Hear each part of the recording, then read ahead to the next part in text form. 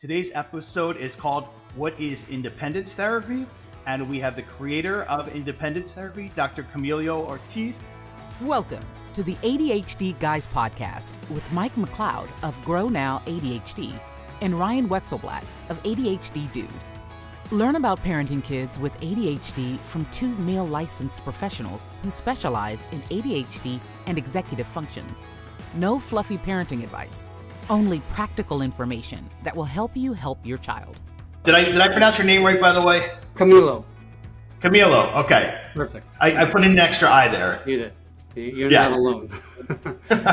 So I'm an associate professor and director of clinical training at the doctoral psychology program at Long Island University Post. And I also have a growing private practice on Long Island where I'm one of the directors. And I'm the co-developer with my doctoral student of independence therapy, which is a new approach to treating anxiety and maybe some other things in kids. And tell us a little more about your practice. Do you just work with kids or adults or No, we see everybody, although we have some areas of expertise that we're known for, and those include anxiety, but also dialectical behavior therapy for adolescents and adults who get dysregulated emotionally. I also treat disruptive behavior and ADHD in my practice, and I have this very sort of strange specialty in what is called elimination disorders. So this is when kids are peeing or pooping in places they're not supposed to, and there's actually a highly effective, fairly brief treatment for this that very few people know how to use, and so we get lots of calls for that. Wow. I've never heard of anybody specializing in that before. Wow. It's a weird thing to specialize in. Well, somebody has to specialize in everything, I guess, right? That's true. Yeah. So I guess I discovered you because I think I heard you on a podcast, and I was just really blown away with everything you were saying, and looked you up right away and, signed up for your mailing list and everything. And I think what really resonated with me the most was how applicable this is or could be to so many kids with ADHD and just kids with neurodevelopmental differerences in general. So that's why we wanted to have you on, and just so you can explain the work a little more. And because I think it's really groundbreaking. I think it's going to become obviously much more known than So I'm excited for it. So would you be able to describe some of the main variables that are contributing to the current, what we're seeing, this rise in anxiety in kids today? Sure. So I'll just preface it by saying that anything I say is with not a lot of certainty, because we can't have randomized controlled trials where we do things like make some kids have over-involved parents and some kids not. So we're looking at correlations, and John Haidt and Abigail Stryer have done a very good job at describing the increase in child anxiety, and that it's not just a function of kids being more aware. We're seeing rises in things like admissions to ERs for suicide attempts, completed suicides, kind of objective measures. So there are probably multiple factors here, and the one that I'm most focused on is that kids are less independent, and I have described in a couple of places how that actually leads to kids being more anxious, and we can talk about that, but there are sort of like many pathways why a reduction in independence would lead a child on average to be more anxious. But there are other things that mostly John Haidt has identified, including the proliferation of smartphones and of social media and things like that. So we don't know, fully is the answer, but there are some good candidates. Yeah, I would just add, one of the first things that I take away from that is it's so refreshing to hear someone talking about randomized controlled trials and actual research. Ryan and I talk about it all the time now, where we hear so little talk about research and more about feelings and thoughts towards things. So you and opinions. you talking about actual trials and studies is quite refreshing.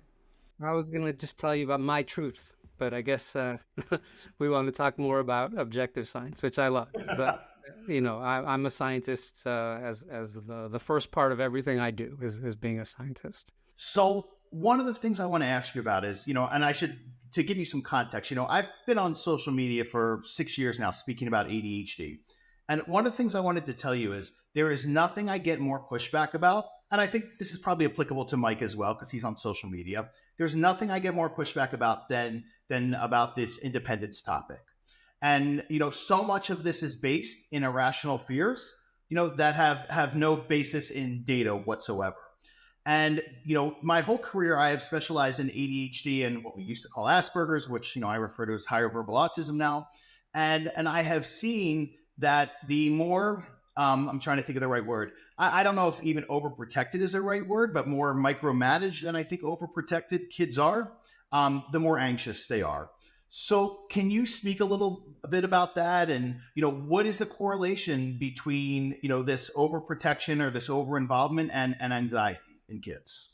So when we look at things like the amount of time that parents spend in the same physical space as children, or the number of structured adult-driven activities, or even the amount of money that parents spend on kids, we see all of those going up. Simultaneously, when we ask parents, how satisfied are you with the job you're doing as a parent, that is not going up. And in fact, it's going down. So there's a disconnect there. We have more effort, more money, more time, and we feel worse about ourselves as parents. At the same time, we see kids' loneliness and anxiety also going up. So all of this extra effort appears to be giving us exactly nothing in terms of outcomes, and in fact may be making things worse. And when we sort of dig into why that might be, there are lots of ways to frame this, but the main way that I think about it is when a parent steps in inappropriately, the child is losing an opportunity to learn some important things. And, I talk about a lot what I've called the 4 Ds. So these are discomfort, distress, disappointment, and danger. And kids actually need practice with all of these things. They need a lot of practice with all of these things. And for some reason, lately, the conceptualization of good parenting has turned into protecting kids from the 4 Ds. And so that, from my perspective, is totally backward. Kids need the 4 Ds. They need a lot of them. They need to be disappointed a lot. They need practice with danger a lot, which sounds like a weird thing for a child psychologist to say to parents. I'll show you actually one of my favorite books that I assign to parents. 50 dangerous things you should let your kid do. So it might be strange that the child psychologist is suggesting danger, but I think I have a good rationale for it, that kids who don't have experience with danger are actually terrible at assessing it and dealing with it when they're older. So when they're still in the home, this is when they need lots of practice. So we can get into what independence therapy is, but it does involve practice with danger, and that means whittling with a knife. That means starting a fire in the backyard. That means cooking with hot stuff, cutting things, riding a bike to the park by yourself. So kids need practice with all of this stuff because parents have interfered with the natural developmental progression of kids to do these things. So can I ask you, I'm thinking of 2 things that I would think that parents would say when they're resistant to what you're saying. Number one is, at least for our population, they would say, oh, my child can't handle that. They have ADHD. They're impulsive. They'll cut their finger off. That's one thing. And then the other one is, oh, the world is such a dangerous and scary place compared to when I was growing up. And, my child will walk outside and be kidnapped 2 seconds after, right, if I'm not with them. So can you speak to those 2 things? We experience those concerns all of the time. And one thing, we come at this from a non-judgmental perspective. And so when we ask ourselves, why is it that parents have this reaction? They're not crazy. They're actually responding to very reasonable contingencies and things that they see. And so we just need sort of to balance the message a little bit. And one way that we do that is we say, you're absolutely right. If you allow more independence, you will, in the short term, have a higher likelihood of a kid getting hurt, for example. So we don't argue that, because if your kid is at home all day and you're protecting them, you are in the short term actually reducing the likelihood of injury. And we know kids with ADHD have higher injury rates than kids who don't have ADHD. So you have to validate that concern because it's a good one. What the human brain is not good at observing and noticing is the risk of not doing something. And so when we discuss that with parents, we say, yes, so these are the risks of doing this stuff. Let's just talk a little bit about, if we continue on this path, what are the risks of if you continue to intervene when a child might be capable of doing something. And parents can then see that. Oh, okay, yes, he's more anxious, he's more timid, he doesn't take risks, he's not socially skilled. So now we start to see it as a balance of two risks, and that really changes parents' perspective. In addition to that, we have a really great video that we show parents in the first session of independence therapy, which is about Lenore Skenazy's story. And if you don't know who she is, she developed the organization Let Grow, which is all about independence. And her origin story is that she let her 9-year-old son take the subway by himself from Midtown Manhattan to their home on the Upper West Side.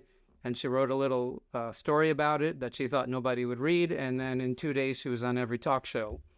And so this video is about her story, and it's a beautifully produced video by a filmmaker named John Papola. And I've had most parents who watch it actually tear up and many cry, because it very clearly shows parents what they are risking by not allowing independence. So once we get a little bit of that buy-in, then it becomes much easier. And most parents know that there's something not quite right with the way things are going, and they just need someone with some kindness to validate that, and then they're willing to open up to some other possibilities.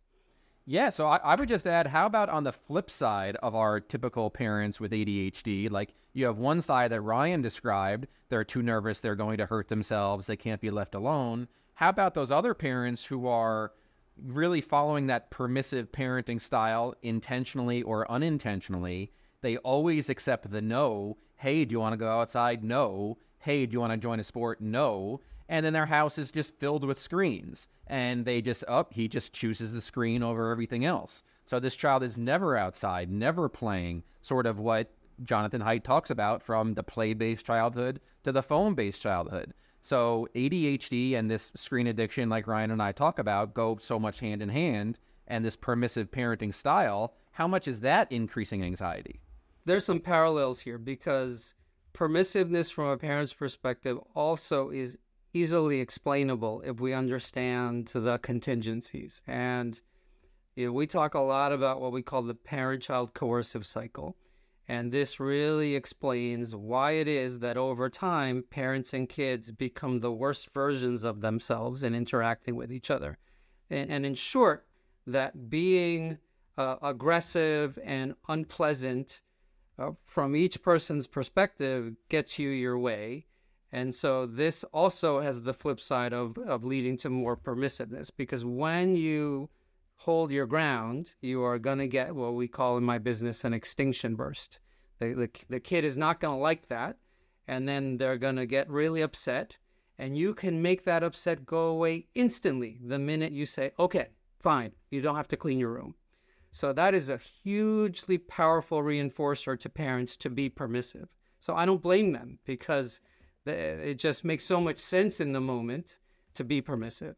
So we again describe this cycle. We talk about the short-term benefits of permissiveness, but the long-term problems of permissiveness, and how pushing back against that actually will make your life harder in the short term, but you probably will have better outcomes. So this is a trap, just like lots of other things we deal with in anxiety, or in child psychology, many traps.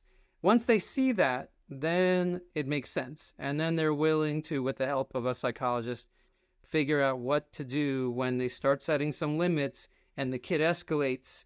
What's another option other than to give in?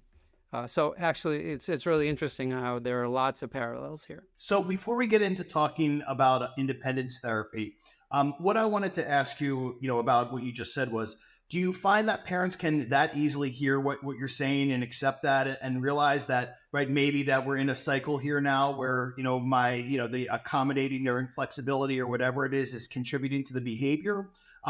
Or do you find you get some pushback with that because they're scared of, hurting their child if they set limits with them or place demands on them? I don't get a lot of pushback when I'm non-judgmental and I slowly explain it, but I also may be having sort of a biased sample where people who come to me usually know what I'm all about, and so they're probably not going to argue with me in the first session. But I do, as any good therapist, I think, leave lots of space for, so what are you hearing from me that doesn't make any sense to you? Let's talk about it. Because if a parent doesn't express that and they go home and they're like, I don't know about this, what this guy's saying, they're not going to do the difficult things that we're talking about. So there's lots of space for pushback. And then also, so this is what I've described to you. Tell me, your kid. I've never met your kid yet. Tell me the worst thing he or she is going to do, and let's plan for that. So they go home really with like a decision tree of all the things that can happen and a plan for each one. And I think that gives them a lot of confidence. So tell us a little bit about what the structure of independence therapy looks like. And also, I'm curious to know, because I haven't heard this, is how did you come up with this idea? I stole it from Lenore Skenazy, and mostly, the answer is that, so Let Grow really is working with schools to assign independent tasks as a homework assignment once a week. And so kids were doing all kinds of stuff independently, and they were coming back with anecdotally really nice results, and parents were saying, wow, these kids are doing better, they're less anxious, and teachers are saying the same thing. And so I'm seeing a lot of anxious kids in my practice, and I'm thinking, well, what if we took this idea and ramped up the dosage of it, what I call mega doses of independence? What if instead of once a week, we did it every day with anxious kids? So my doctoral student, Matt Fastman, and I wrote a manual, and we started trying it out with some parents, getting some good results. And then he said, well, let me do this as my dissertation. So we did it on more parents. It's like that old commercial of someone walking down the street with chocolate, someone walking down the street with peanut butter. They bump into each other and they have something even better. So that's how we came up with it. And you had a second part to your question. Tell us a little bit about what the structure looks like. Yeah. Yeah. I wonder if it would be helpful for me to just start with what we typically were doing with anxious kids, which is exposure therapy. And exposure therapy is great. I'm a huge fan. I teach it to hundreds of psychologists a year. Basically, it's whatever you're afraid of.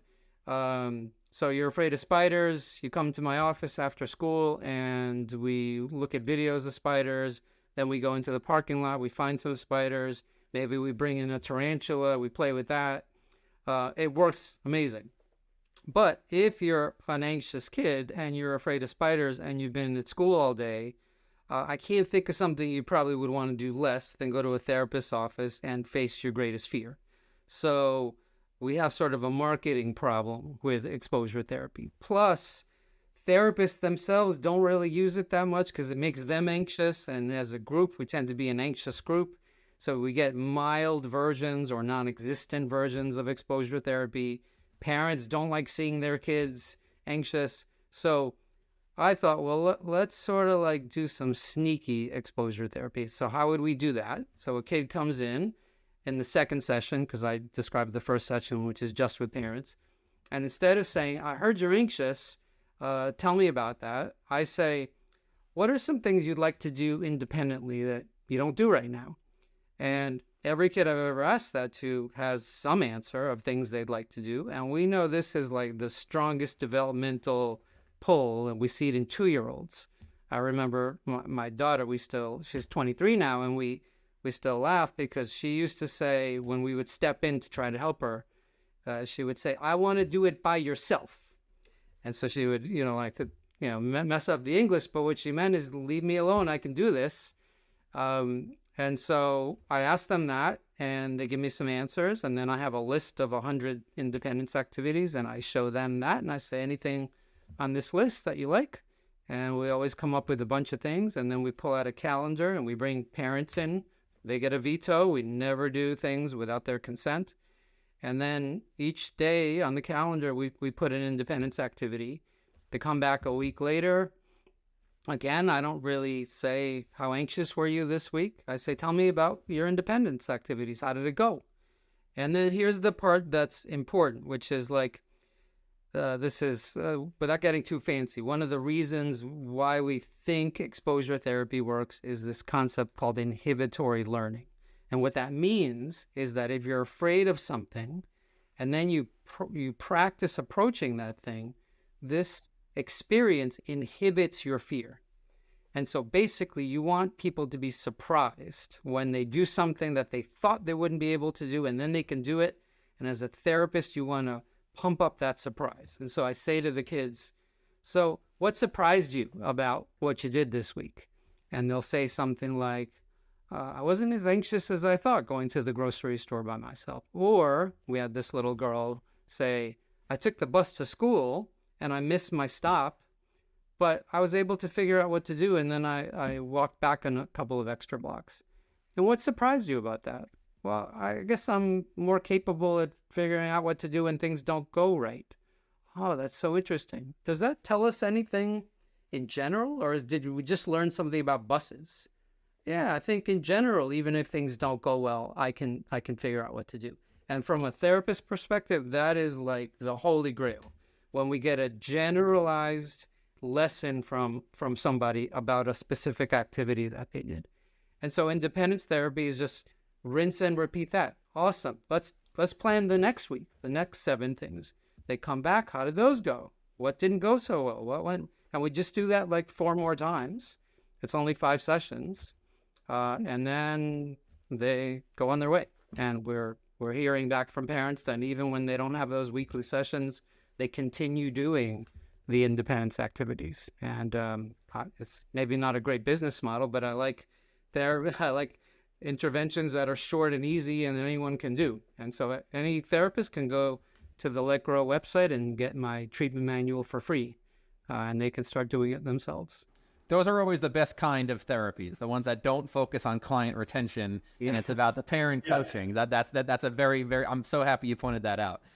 What always pops into my mind as you're talking about this is like that Angela Duckworth and her concept of grit and developing grit in young kids and that whole concept. And when you really think about it, all of these things are really synonyms for one another: independence, grit, and executive functioning. It could be the ability to self-regulate and self-motivate. And something that Ryan and I talk about all the time is this concept of the comfort zone. You know, really finding 1, 2, 3 things you enjoy and kind of making every single day look the same. And we're seeing that now with the rise of screens, the rise of permissive parenting, and this concept of the comfort zone. So a lot of what you're talking about with independence therapy is getting out of that comfort zone. So maybe you can speak to that importance of getting out of that as much as possible and the parent's role in that.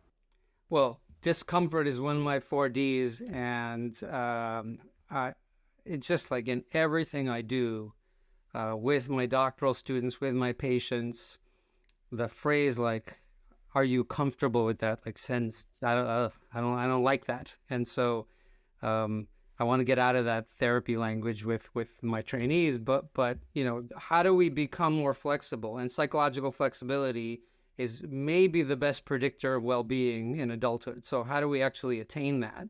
We get really good at being uncomfortable and things not going our way. That makes us less rigid, and we see rigidity in kids with ADHD all the time. How do we break out of that rigidity? I mean, there are kind of 2 approaches. We can like make life as predictable and easy as possible, so that we don't set off the anti-rigidity or the rigidity in kids, or we can give them a ton of experience with flexibility and things not going their way. And I clearly am in the latter category. This is how we get kids to be less rigid, is when they realize things don't have to be exactly how they expected them to be.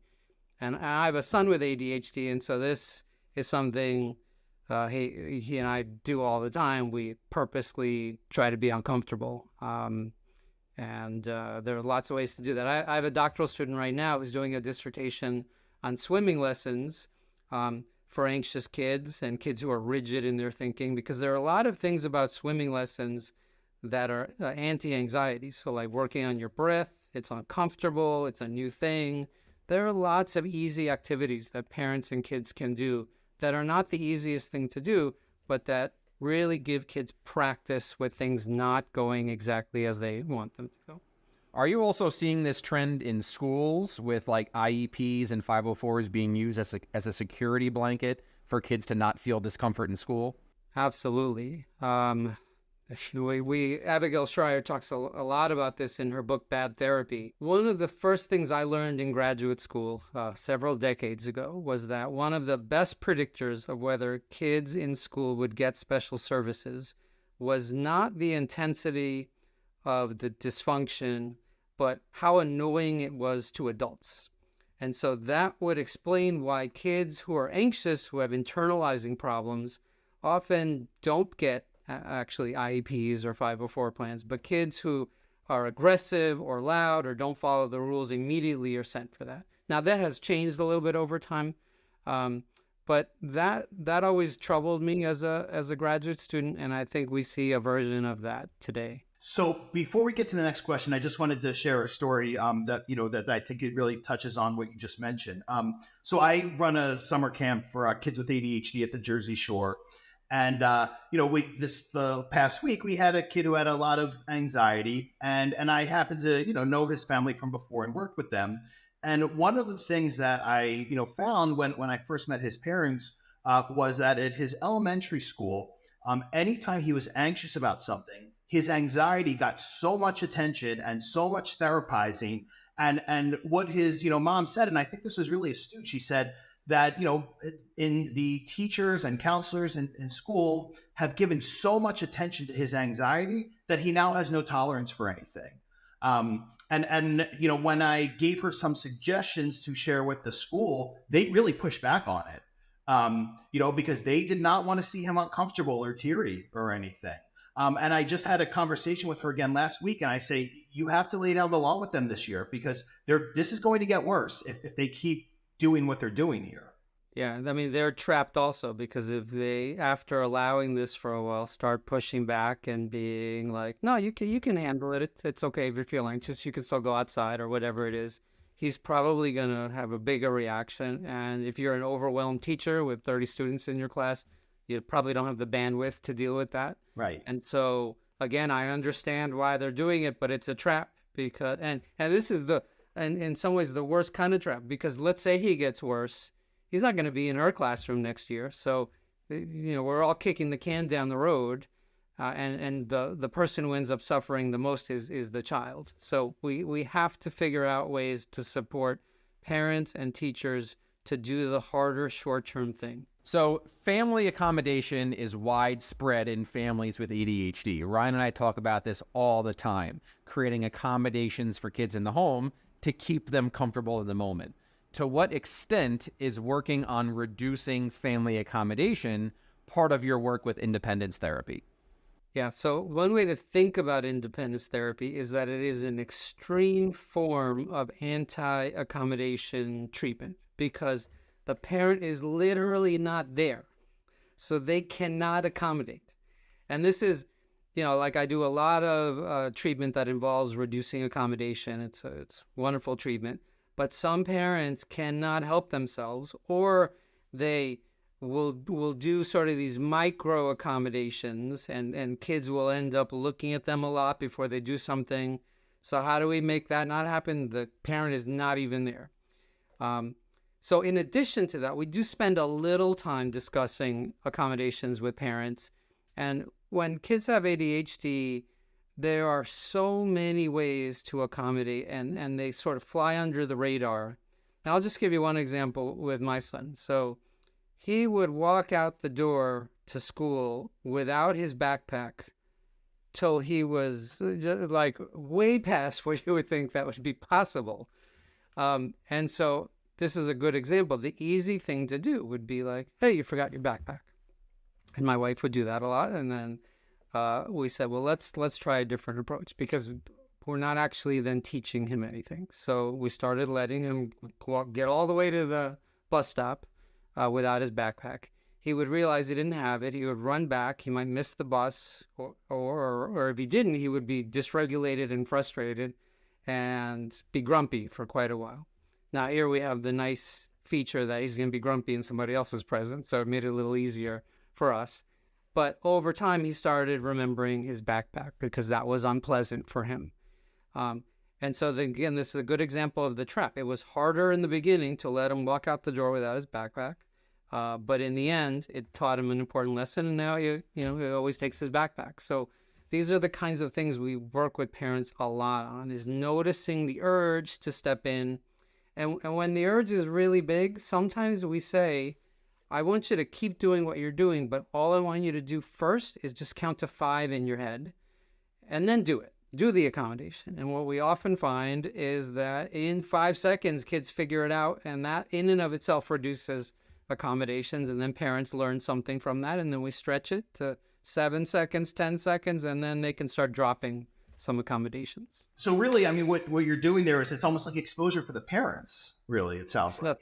That's one way to think about it, because it is incredibly uncomfortable for a parent to watch their child doing something that they know is going to not end well, and tolerating that discomfort only can get better with practice. And so as my son walked out that first time, was really uncomfortable for us. But then we saw, so he runs back, he's a little grumpy. It's not actually the end of the world. And then teacher said when he got to school, he was fine. So this is one problem with accommodations, is it actually prevents people from learning what would have happened. And our brains are amazing at figuring out the worst case scenario. And it actually is rarely what happens. And so when we block accommodations, we get this added benefit of things do go wrong sometimes, but they're not usually as bad as we think. And that is really important in terms of learning for kids and for parents. So I don't know to what extent you're aware of this, but Mike and I are fortunately or unfortunately on social media a lot. There is what I call a pseudoscience movement on neurodiverse parenting social media that strongly encourages parental accommodation, particularly around anxiety. And this is done under the guise of being neurodiverse affirming. I find that a lot of this is coming from what I'll call the lived experience peanut gallery of parents thinking, well, I have to listen to this adult who self-identifies as having ADHD because they know better than research or whatever. And what we're finding is that parents are buying into this. So my question is, what would you say to a parent who believes that accommodating their child's anxiety is neurodiverse affirming? There's so many ways to answer this. I learned from studying ADHD that it is particularly prone to pseudoscience, and there are some actual really good articles that take the reader through a bunch of supposed treatments for ADHD and look at the evidence. Almost always there's no good evidence, and sometimes there's actually good evidence that it harms. So, we see this in autism as well. I think the variable there is the more sort of desperate people are to help, the more they latch on to these sorts of things, and you have an endless supply of people who are willing to take advantage of that knowingly or unknowingly. I tend to have a stance that I assume the best in people, and so I assume that they're trying to help. But Sure. This sort of stuff ends up almost always making things worse. And we know from a million studies and from 80 years of psychological research that when a child escalates and then you give in, you are powerfully reinforcing more escalation. And when a child believes that they're incapable and you do something for them, you are reinforcing the belief that they are incapable. So this is what's tricky about this, and we talked about this coercive cycle before, that when you give in, you actually typically get relief from that because the child is happy that you're doing for them what they think they can't do themselves. And so we're fighting an unfair fight because parents are coming back and saying, well, when I do this stuff, I don't have a tantrum. And they're right about that. But again, it's the flip side. Like, so what's the trajectory of things? Is he getting more capable? Is he getting less anxious? And there, the answer is usually not. So then we say, all right, so let's just talk about what could be a different approach here. And it's, again, that short-term, long-term approach. So that's my, on a good day, kind response to that question. But I get super frustrated with some of the things that I see. And I've seen some people on TikTok that are really difficult. Yeah, and it's also fascinating that it falls into the realm of ADHD, because the whole concept there is the child who needs instant gratification. Now it's the parent needing instant gratification of making their child happy and not thinking of the long-term trajectory. So even simply put, what you're describing, one thing we're seeing on social media now is this extreme push of this extreme concept of low demand parenting or eliminating demands parenting. And basically what you're saying, based on the research, regardless of the diagnosis, if it could be any diagnosis the parent wants to choose or is given to them, if you eliminate demands, you're reinforcing the behaviors. Absolutely. I'll tell you the one thing that, if we're trying to pull anything positive out of this approach, it is that accepting that kids are different is important, and we can't keep trying to jam round blocks into square pegs, or the other way around. And so being less judgmental, and this is really hard when your kid has ADHD, because a lot of the behaviors that they do are super frustrating to adults. And so if we can approach the sweet spot of having high expectations, but also high empathy, that these things are more difficult for them than other kids, that's, I think, the way to go. But somehow empathy has turned into no demands. And I actually think that's a selfish, at the root of it, way to approach this. It makes your life easier, but you're actually not really giving your kid more capabilities when you do that. So that's my less generous view. But again, I assume parents are doing their best. Mike, I don't know how you feel, but I want to send this episode to everybody who's ever left us a negative comment on social media. Because I've never felt so validated with everything we do. This is literally going back to what I said earlier, how refreshing it is to talk to someone that is literally quoting the research and evidence-based trials and all of those things, and not just this social media lived experience nonsense. Focusing on someone that knows what actually works, what the research tells you, instead of what an influencer tells you. And that's the problem that's why we're seeing so much pseudoscience today, because the lines are so blurred between actual studied, accomplished expert and someone who makes really good videos. It's not that hard. If you Google, or you go to PsycInfo or a Google Scholar, you don't have to have a PhD to do this. Just type in the little bar, space treatment for anxiety. And so this is a treatment that is fully about reducing accommodations. And you will see the many, many studies that show a reduction in anxiety in kids when parents remove accommodations. So this is not me saying this. There's lots of very good research with randomization to control groups and all that kind of stuff. It's not that complicated. So if a family wants to work with your practice, can you see families outside of New York? Can you do virtual sessions? Tell us a little bit about how it would be to work with your practice. Yeah, sure. So I'm licensed to provide telehealth in Florida and to provide all kinds of services in New York. If you're not in those states, there are two things that I can suggest. And one of them is that psychology is moving toward a national licensure. It's called PsyPact, and New York has a bill in front of the legislature, and right now it's like 40 states allow it, where you can see telehealth people. New York is one of the ones that doesn't. That should pass pretty soon, and then I'll be able to see people in lots of states. The other approach is that if I can't treat you, I still sort of can consult more generally with parents. So it's not a psychological treatment to a child, but it's kind of like general coaching of how to do things. And some parents find that quite helpful. If you happen to be in New York State, we see people in person in Great Neck, or also virtually. We have really good resources on our website. So it's drcamiloortiz.com or cbtreatment.com, cognitive behavioral treatment.com. Those are good places. We have videos that take parents through some of the stuff we talk about. But just, shoot me an email or reach out over Twitter, and I'll let you know if I can help you, or if someone on my team can help me. We have an amazing team. Do you want to list some of your socials and where people can find you? Yeah, I'm mostly on Twitter. So it's Dr. like Dr. Camilo, Camilo Ortiz, Ortiz. That's the main place I am. Excellent. Well, Excellent. I can't thank you enough. This conversation was incredible. It just made my day. And having someone of your level of expertise and your knowledge on this podcast is so incredibly of great value to our listeners. Thanks so much. Yeah, thank you so much for your time. Anytime. It's great. Thank you. Thank you. Thanks for listening. To learn more about Mike's practice, Grow Now ADHD, please visit his website at grownowadhd.com.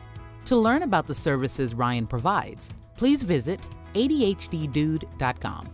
You can find Mike on Instagram at grownowadhd, and you can find Ryan at the ADHD Dude YouTube channel. The ADHD Guys podcast and content posted by either Grow Now ADHD or ADHD Dude is presented solely for general informational and educational purposes. The use of information on this podcast is not intended as a substitute for the advice of a physician, professional coach, licensed mental health professional, or other qualified professional, diagnosis, or treatment. Listeners should not disregard or delay in obtaining professional advice for any medical or mental health condition they or their child may have, and should seek the assistance of their healthcare professionals for any such conditions.